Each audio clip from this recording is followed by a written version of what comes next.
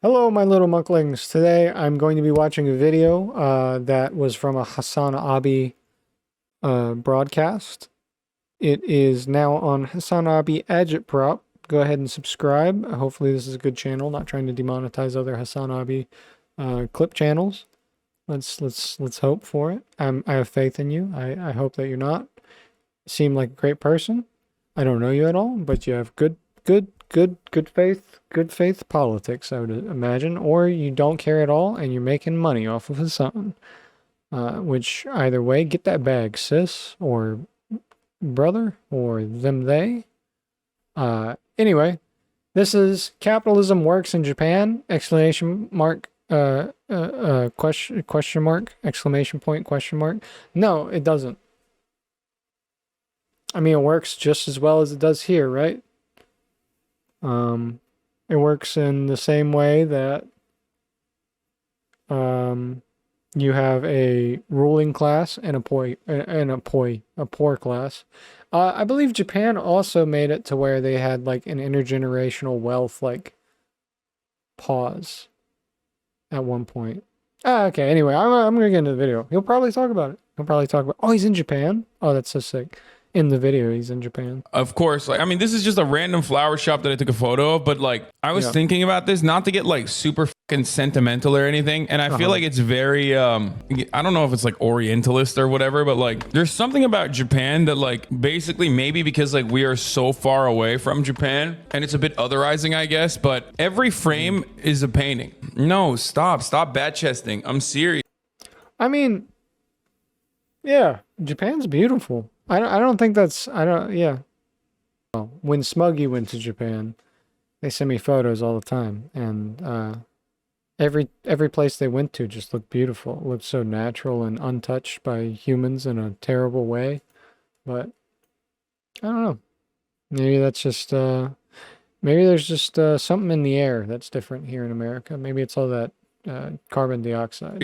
I don't even feel this way about Europe. And Europe is different. And I go to Europe all the fucking time. But Japan, for some reason, is like designed, organized in a way where like, I don't know. It's crazy. I don't know if it's the anime factor. I don't know if it's that like their emphasis on cleanliness, like their cultural emphasis on cleanliness. Oh, for sure. I think a clean place, like people talk about the Singapore airport being just like clean and beautiful.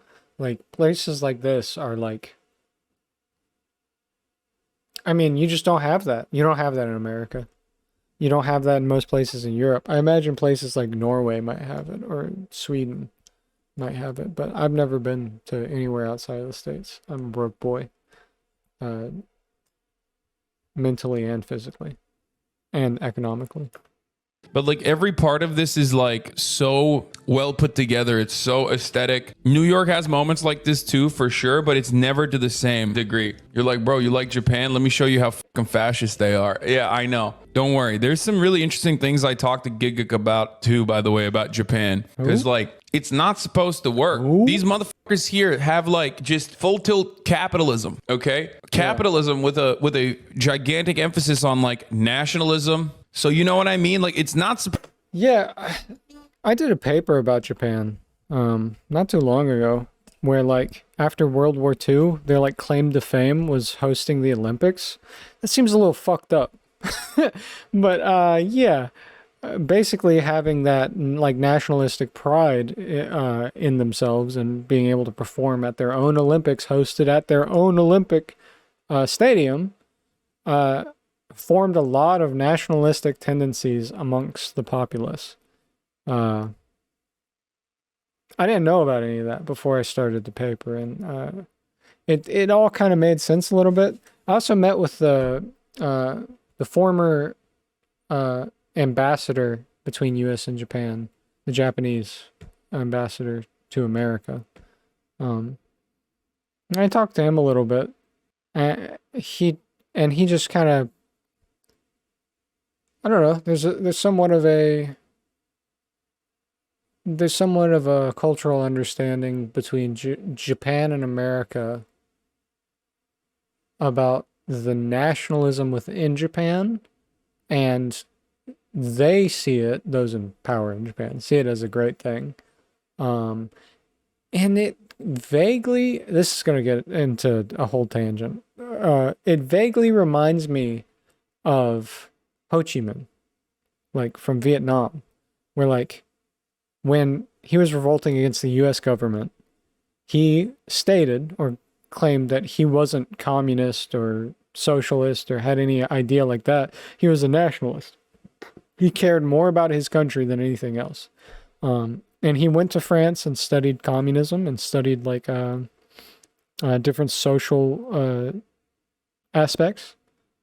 But he never claimed any of them, even though he did lean towards like a socialist, communist type, obviously, type economic and societal structure. But a lot of what Japan reminds me of is the same. Like, I feel like if there was a cultural movement in Japan to lean away from communism, oh, Jesus Christ, to lean away from capitalism, I feel like it has that nationalism and a certain amount of pride, at least from the outside and watching like animes and consuming that type of culture, that it has a certain type of pride that's different than most capitalistic countries. And I think that's because of how, like I said earlier, how it reclaimed itself after World War II and kind of the image it put on and how it was able to thrive even under like American exploitation, for lack of a better term. Anyway, long-winded. Maybe I'm right on that. Maybe I'm not. I'm open to documentation about it. There's not a lot that I can find out there about this sort of thing. Can't read Japanese fully. So still learning. But if you have any works about it, let me know. Supposed to work, but it does. Well, obviously it doesn't in the grand scheme of things because the population is aging. Younger population is very frustrated with a lack of opportunity. They have social safety nets, even though those social safety nets are like still relatively cheaper in comparison to other countries. So it's not supposed to work. Like Japan is not supposed to work at all, right? Because it's crazy. Capitalism in Japan is just like is on overdrive, but it works. Yeah. What holds it together? There's so many goodies in Japan. You can buy so many things. Also, my favorite thing about Japan, look, I care so much about wildlife and animals, and I think it's terrible that they use so much plastic. But when you buy like a bag of treats, it's all individually wrapped. So you can share it and not have to get nobody shares their dirty, grubby little hands when they reach into your like your snack bag. They just pull out an individually wrapped snack. That's so much cleaner to me. And I hope we don't do it. But in my head, that makes me feel way more comfortable sharing food. Anyway, going on. Is something that I'm genuinely shocked about because it works in the sense that there are still many, many issues, but in comparison to America, which is also a hyper-capitalist dystopia, Japan legitimately runs like a well-oiled machine. And I think that there is the collectivist bent certainly plays a role in it. I've talked about this a lot, but I also found another thing that Gigik was talking about that I find very interesting. I was like, how the fuck does this work? Why aren't there like more homeless people? You know what I mean? Who's Gigik? Who is that? He's like, you get into a company and you get hired to work in a company, you're never getting fired. They will bully you relentlessly to stop you from actually working at the company, but you are there for life. Wow. No matter how you are, they never fire you. Similar culture in Sweden. They say there are 4 economies in the world: developed countries, underdeveloped countries, Japan, and Argentina. I am Argentinian. That's funny. No, they literally won't fire you. You have to quit. Yeah, they'll do everything to try and get you to quit, but they won't fire you. They do have a high suicide rate. Yes. Dude, you can get fired where I live in America at the drop of a hat. Like in a right to work state, brother, they can just fire you and then come up with a reason after they fire you. Just, all right, see ya. And you can say, oh, well, they're not going to do the paperwork. No, they don't have to. They literally don't have to. You can try to take them to court. It doesn't matter. They don't have to. It's a right to work state. They can fire you for any reason. If you take them to court, then they'll do the paperwork. And unless they're dog shit, like just the worst person ever, you won't win that case. Because like Only an idiot wouldn't be able to come up with any reason to fire somebody, especially if they're taking any notes of like their overall work performance or this or that. That's scary. Most people I know have been in jeopardy of being fired their entire lives. Like they've always had that looming over their head. Unless they work in the government, then you never get fired. Much like Japan and Sweden. But you have to mess up real bad to get fired from a government job, or you have to be outspoken, and in a way that's messing up. But that's a good thing. You should always fight for what's right, even if it means your income's hurts. Unless you have a family, then suck it up and do it. Because I don't know. That's a tough issue, and you're fighting the government. So, are you really gonna win? I don't know. I think it's good to do that outside of your job. Make things aware, though. Make things aware. So what? You know who also has a high suicide rate, motherfucker? We do. So Yep. Japan is literally what like all the fucking fascists want America to look like an ethno state with hyper capitalist aesthetics. Yeah. That's probably why so many goddamn fascists love anime. You know what I mean? And that inherently comes with a lot of issues still, and it clearly doesn't work, but it certainly works better than America. And it's very interesting to see it because like, as is the case with every developing nation and every developed nation, it's not the fucking hyper individualism that makes it wonderful. It is literally held together by centuries of collectivist sentiment that is like deeply ingrained. That's it. Yeah. The only thing that keeps Japan going, despite its hyper-capitalist dystopian attitude and modes of existence and modes of production, is the literal thousands of years of collectivism deeply ingrained and institutionalized and reinforced culturally through a culture of shame, but also through a culture of education. I also think it's like proximity. Like they're a small island. Yeah, they're a small island. Like America, it could do it, but the incentives and the dividing lines within America make a collectivist attitude extremely difficult. Like extremely and I'm not saying I hope this happens, but I think the only thing that could unify people in any way is like a huge tragedy in America. Like just speaking like realistically, I don't know of what else could do that. I don't think like maybe a great political candidate comes through, like Martin Luther King Jr. or Malcolm X once again, or like a young Bernie Sanders comes through and is able to unionize as a, not in terms of unionization, but yes, but also like bring everybody together in their separate workforces. But other than that, I don't know. That's hard. And you see it. It's built into the fucking core that it unironically even makes this hyper dystopian capitalist nonsensical mode of existence operate in the way that it does. That's why American made is only cool in America. Japanese made is cool worldwide. That's so you're true. wrong. Japanese people love American made. Straight up. It's called abuse and trauma. You can't even smoke weed there though. Tell that to the shut-ins in Hikikomori. I'm not saying there aren't significant issues. What did he say? Hikikomori? How do you pronounce that? There though, tell that to the shut-ins in Hikikomori. Aren't significant issues. There are. Is capitalism working a good thing though? But it's not. When I say capitalism working, I mean Where are these people talking? And these people really talking in Japanese out here? capitalism.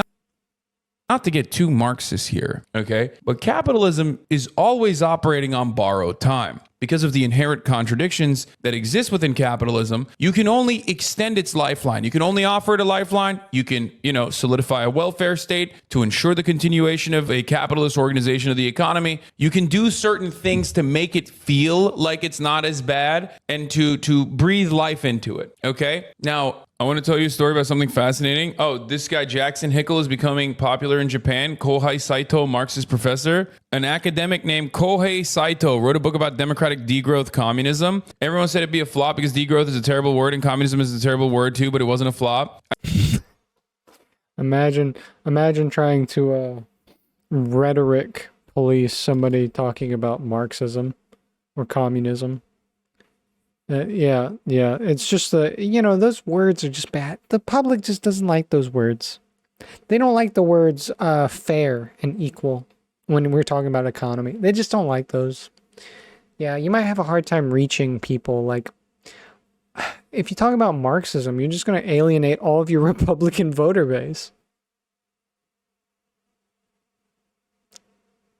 Brother, you're reaching for people that don't want to be near you.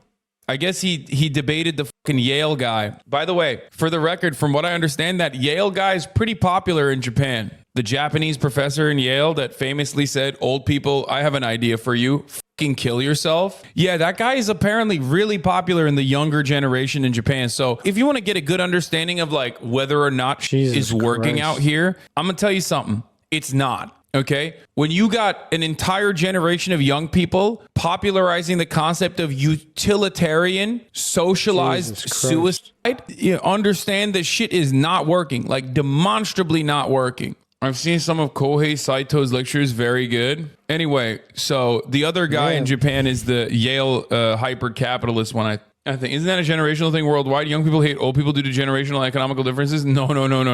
No, that's not a worldwide thing. Especially like in most places where you still live with your family and whatnot. Like in America, that's a very easy thing because everybody's threatened at a young age. At least everybody I know is threatened at a young age that they could be homeless if they didn't act right under somebody's roof. Because I don't know why, but in America, that's like seen as like an easy way to treat children. Being like, you don't like that, then get out of my house. That's insane. Like, especially when people like are there are a lot of homeless people in America that end up because they were kicked out of somebody's house. In other countries, intergenerational wealth is looked at a little bit more in a solidified way. If you have a house, it's not seen as, oh, well, you worked hard and got that. It's, oh, we worked hard and got that.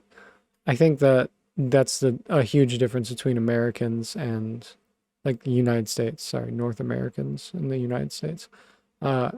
And pretty much the rest of the world. I don't know if that's very popular in other countries, in certain countries. Like, I get the idea of saying that when you're heated, but the amount of people that I know that have been actually threatened with being kicked out or have been kicked out because of that is completely different. Also, in like other cultures, they really like young people and old people to try to take care of the elderly. Brother, there's a difference between I wish we had... Oh, yeah, that too. I wish we didn't have as many differences, and I want you to fucking kill yourself, you should die, is a really big jump. That's insane. The same opportunities that a prior generation had that they took for granted. And then here's a policy provision, kill old people or get them to kill themselves. Yeah, that's insane. Like you have to understand that there's a difference between the two, right? Like a Yale professor suggested mass suicide for old people in Japan. What did he mean? Why did they let him cook? Which is really interesting because like in Yusuka Narita. He was mainly addressing Eastern cultures, including even in Turkey, we have a lot of respect for the elderly. And it's something that we actually look in America and like laugh about. You know what I mean? You have to honor the elderly. Like we have so much honor and respect for the elderly that we look to America and the Western world and laugh about how they just like let old people die alone. You know what I mean? Like you're supposed to take care of old people, right? The old people in your family. So it's additionally interesting to just like have a culture like that that's supposed to revere, respect the elderly, to turn around and be like, yeah, maybe they should kill themselves. Anyway, dude, I should get this Kohei Saito guy. I don't know. Isn't that strange too? Like in America, like the idea of taking care of your relatives is so taxing because if you don't have the opportunities to do it, it's almost impossible. You have to spend your life as a caregiver. And I mean that in the sense of in America, we have the opportunities to live your life alone, secluded from other people, as long as you have a job and are able to provide enough income, like you're fortunate enough to have a job and provide enough income. But the idea of taking care of somebody on top of that, because of America not having good health standards or medical assistance, is you now have to almost quit your job or you're going to suffer a lot at your job because you have to take care of somebody. And then there's like the question of, well, I didn't ask to be born or you didn't treat me right when I was younger, and should I take care of you to the same degree, or should I treat you with the same amount of respect you treated me? And outside of like personal, like, like I'm not talking about me specifically, because obviously it's just a thing I'll have to do in my life with my parents. And I think it's a thing a lot of people will just like not think about and just do, because it's like, what else can you do? Like, there's no choice of helping people out a lot of the times. Like, what are you going to help them with? You're just going to be perpetually in debt together. Like, that's the American way of taking care of the elderly. Yeah. I don't know. I guess that's just different culturally too. With that attitude of taking care of the elderly. Because a lot of people don't want people to help them out. 96-year-old grandfather I have, he doesn't want to go to a nursing home. And he doesn't want people to live with him. He wants to be alone. He wants to be able to do everything himself. That's just kind of the attitude Americans have. I want to get a house. I want to be alone with my wife, my kids. And once my kids are old enough and they go away, then it'll just be me and the wife. And then we'll travel, and then we'll come back, or we'll do whatever, and we'll see the world. But never is there like the American dream of having children take care of you. Like, that's seen as like I'm a burden to my family. That's how Americans see it. To hang out with. That's who I need to talk. And you are. I'm going to be honest with you. You are. In America, you are. If you're old and you can't do things, you are a burden to your family, because that's how America treats you. They oftentimes don't give you enough Social Security. There's mix-ups with Social Security. Retirements are questionable.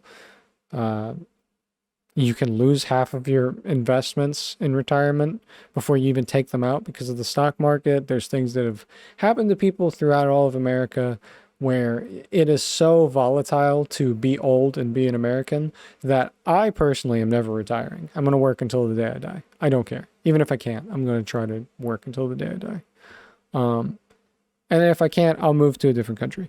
I'll sell everything, move to a different country where I get like free medical assistance. I'd rather do that. I'm not even joking, by the way. That's like, I would rather do that than burden my kids if I ever had kids, which probably won't. But yeah. Talk to. I'm Chinese, and when I first came to America, I was shocked to learn that they put their parents into nursing homes. Yeah. Maybe if America had that culture, we wouldn't have geriatrics working in government. Yeah. Oh, like the kill old people culture? Yeah. My East Asian history professor once said that Japan is something people have tried to study, but it was like sociologically and geographically distinct, but there's not a specific factor. Yeah. Bro, especially with the language barrier. There's not really, there is a specific factor, I think. I think it's because it's an isolated area that basically just keeps culturally evolving on itself whenever there's like, especially like because of its isolationism. And then after adding in people like coming from different countries and whatnot and learning to live there and being a part of it, it changed a lot. Like, and it slowly changes time to time. But I do think like the social events and how Japan is seen by the world is very important to Japan and how it's developed. It feels like you're a fucking alien that dropped on to a foreign planet, and the people there look like you. So like, you're lucky everyone's a humanoid, right? So you can like utilize the tools that are given to you, but you're just like, it's like impossible to comprehend everything that's going on. You're like, what the how does this shit work, dog? How? You know, as someone who grew up in Turkey, someone who's been all around Western Europe and been in America, when I look to Japan, I'm like legitimately confused about how things work. So yeah, Kohei Saito wrote a book about democratic degrowth communism. He's Japanese. He's a Japanese Marxist academic, but it wasn't a flop. It was a runaway bestseller. The publisher sold 500,000 copies. Bookshops kept running out of stock. Wow. Something about this idea lit a flame among Japanese readers, young people in particular. People are hungry for post-capitalist ideas. It contrasts starkly with the West, where many socialists still cannot bring themselves to say degrowth, and many environmentalists still cannot bring themselves to say socialism. People once thought the same was true in Japan, but someone had the courage to break the taboos. Saito is an expert on Marx. He developed his ideas while reading Marx's unpublished notebooks from the last several years of his life. He draws on this work to articulate a vision for a just and ecological post-capitalist transition, rooted also in anti-imperialist principles. That sounds sick as hell. I kind of want to read these. Sounds interesting, too. I mean, I don't know anything about unpublished works by Marx. I don't even know how you get a hold of that shit. Guess you go to the library itself? Hell if I know. The conventional wisdom is left in Japan was in decline, but with Saito's book, that seems to have changed. The media cannot get enough of him and his ideas, not just in Japan, but now in Europe too. Saito has 2 books coming out in English soon. One is an academic text about Marx, ecology, and degrowth. The other one is, dude, I'm going to follow this guy. The other one is a translation of the Japanese bestseller. Stay tuned. In the meantime, follow him. This guy debated the Yale professor. Is that what you're saying? I'm not super fond of degrowth, obviously. Look at me. I'm wearing fucking designer shit. I mean, it's not consistent. First one to go. I'm kidding. I'm kidding. I'm all right with degrowth, bro. You got to get rid of some shit. There's some shit just cannot exist in a society. Like some luxuries just have to go. I'm sorry. If you no, it's true. What is degrowth? Somebody in Hassan's chat said, what is degrowth? I would imagine degrowth is like the stabilization of goods. So it's like you don't produce as much because the need is not as much. And also you produce according to need. So like a lot of pop-up shops, like things like luxury goods, like luxury brands would kind of just, I would imagine, fizzle out. And that's due to because they have unethical labor practices, and can only exist based off of the profit it makes from those unethical labor practices, from treating their workers unfairly. With my worldview, but I'm willing to hear people out. Degrowth is not primitivism, not at all. It means, among many things, for example, not overproducing everything for the sake of it. Sorry, but we have to. It's a must for sustainability. Yo. I know. Bro, I'm goated. That's what I said. I also don't even think that it's like, I'm a firm believer that mechanisms of control within governance are a necessity. We only need one brand of cookie made by the government. I personally 100% believe that forms of control is an absolute necessity. You know, you have to have a government, and governance requires some level of like happiness that it creates within the population. Sedation is a mechanism of control, and commodity consumption, like rampant consumerism, is an incredibly, demonstrably effective form of control. So, yeah, Americans are defined by how much they consume and what they consume. I think the government definitely has to have a step in, but I also think that you can have a whole bunch of different brands of things as long as it's not unethically made and manufactured, and that you can have it just approved. And the only bad side of that is, okay, well, how do you decide what's approved? And how I'd answer that is by a board that gets approved by the public, right? Like you have a board where you appoint people to that board to say what businesses can be allowed to produce certain things that will be mass marketed and even distributed to the lower income civilians in case of emergency or need, like at all. And you just check that off. You check that off on a list. I think that's the way that most governments are running anyway, like to an extent. Like there's a reason why a lot of businesses go under, and there's a reason why everything seems to be moving that way, at least. I find it very strange that we have like a monopoly that's like completely privatized right now, like with most of our goods. Like Nestle having most of our goods. Like everything on shelves being like 4 or 5 different people. It's already happening like that. It just doesn't seem like that because you have umbrella corps. You have corporations who mass produce like 16 different things. And you have no idea that it's the same company doing it all. So, yeah. Yeah. Yeah, I think degrowth is just naturally going to happen anyway.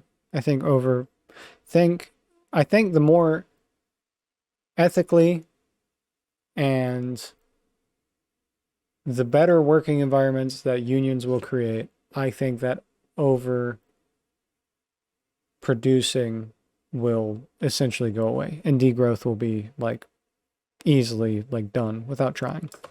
So I like it for that reason. I also like it because, I mean, I like, wearing clothes and consuming stuff. Yeah, but I also think that you like I think Hassan likes wearing clothes and consuming stuff, but I don't think that's like I don't think that changes, right? Yeah, I just don't think that changes. I think it just is like different shit on the shelves. It's just like, and you can still have the nice stuff, and there's people that can still start small businesses and whatnot and make a living off of this. It's just like Degrowth Andes when they get asked about insulin production. Okay. Anyway, well, I don't. I mean, okay. I mean, I like obviously Hassan didn't respond to that one, so I didn't think it was worth responding to. But just weird. You don't need like 17,000 different people making insulin. I think medical services and goods and stuff should be like obviously not privatized. I think it should be like government controlled.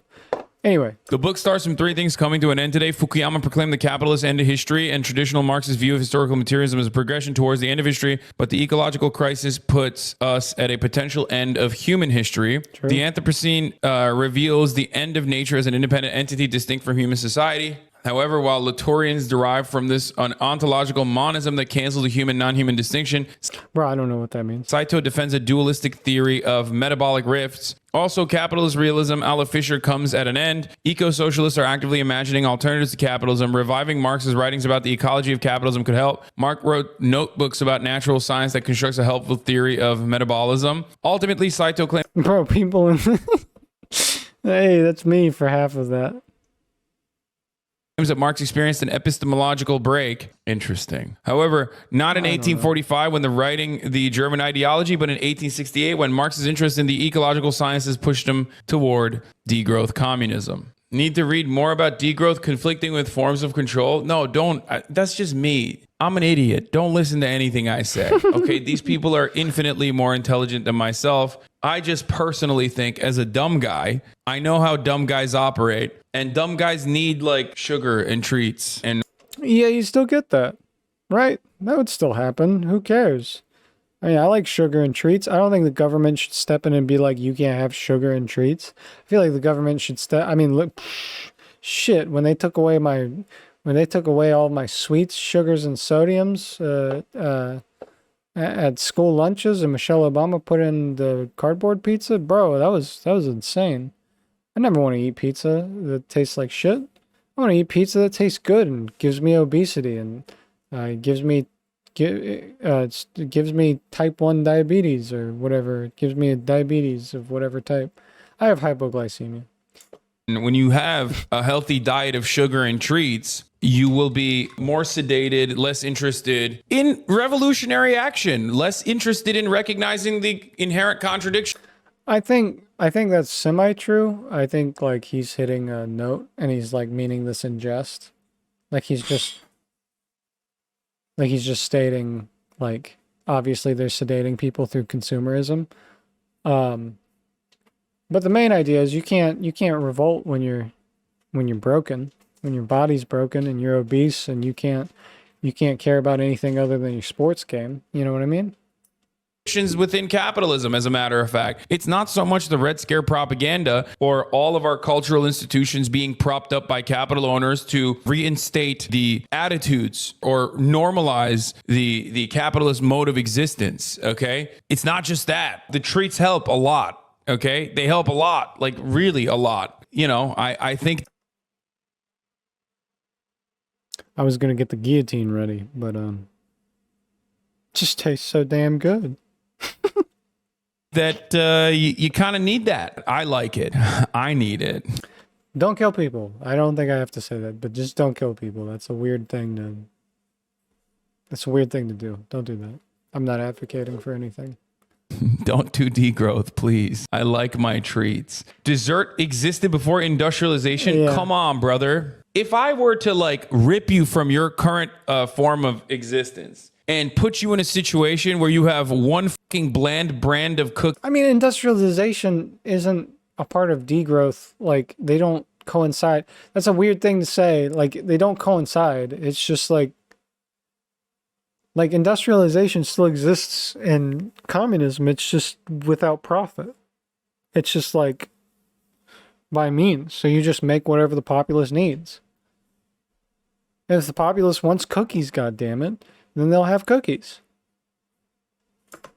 Cookies that the government made, you would lose your fucking mind. Pre-industrialization desserts were the same. Like, what? Come on. And I also personally don't think that that's a solid way to like advocate for normal people too. Imagine taking a weebie take seriously. Wait, what? You think that's a weebie take? I mean, it's a pretty common anti-Marxist take, is that like government mandated one type of cookie, which is a joke for the most part, but yeah, like that's just not gonna happen. It's just not, like, no society gives a fuck about your luxury. I don't feel like any society, even under communism, gives a fuck about your luxury items. I think they care more about the rights of the laborers within those industries and how they perform and work to the means of how they perform and work to the means of getting manufacturing's out to the public. Like, as long as it's ethical. but like also if you're And not for profit. talking about pre-industrialization cookies, like, you know, that's not exactly a good selling point. Okay, that's good if you think the government, That was that was a crazy 3 seconds. for the most part, but like Hold on. also if you're talking about pre-industrialization cookies, Look at like, this. you know, that's not exactly a good Yo, selling this point. motherfucker cooking Okay, right now. that's good if you think the government is at least like making cookie production. This motherfucker's not even saying that. He's just saying no cookies by anybody. You make it on your own if you want. I mean, shit. There's a lot to unpack there. I wish I knew more about Japan. I think what the chatter said in Hassan's chat was kind of right. There's not a lot of information about why, but I feel like that's because there's no way to interpret it as a Westerner without reading direct historical documentation in Japan. Right? You get what I'm saying? Like, how do you interpret like 2,000 years of history to a Westerner without, especially through translation, without minimizing some of the emotional nuance, I guess, of a developing history? This is really hard to talk about. Like, trying to explain what's in my head, what I'm thinking, and what's, you know, this is hard. I've never had such a hard time. But, yeah, I don't know. There's a lot to think about there. All right. Goodbye, my little mucklings. It's been Muksama, watching How Capitalism Works in Japan, by Hassan Abi Agitprop. Go ahead, go subscribe. If you like listening to Hassan, if you think he's hot, like 80% of his audience does, then go and subscribe to him. If you think I'm hot, go ahead and don't subscribe to me. I'm not single. Thank you, though. I appreciate the compliment. And have a good one. Bye.